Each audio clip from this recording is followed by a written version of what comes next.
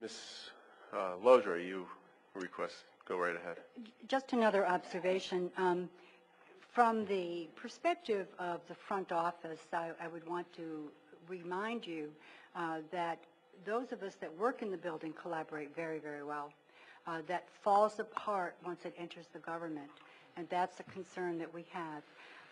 We talk about that in the offices here when Dr. Robinson and I meet, or when the four of us get together, Ron Bukowski and Dr. Robinson and Bob Tate and I, we collaborate very effectively as long as we're in our own space. When we get influenced by or buffeted, I should say, by commentary of others in the government and outside, that's what splits and divides us. So it's a cultural issue, I think, in the community that we all have to recognize and address. The problem is not the people that are in the offices. The problem is elsewhere.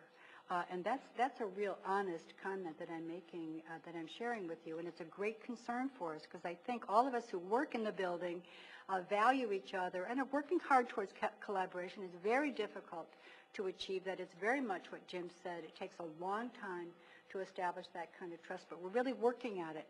But there are equally as many people working to dismantle it. So it's very difficult, and everybody has to pitch in and be behind it.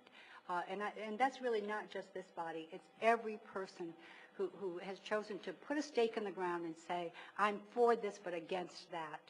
Those comments hurt all of us. And that is, I've seen a tremendous shift in the culture in this community around those issues, that animosity and that anger and that finger pointing, and that we have to push back equally hard and say that is not helping this community thrive. It's not helping us be the best we can be. So again, it's not the people that are in the places, that are in the offices. It's all the rest of it. It's the noise that's created around what we're trying to do. Thank you.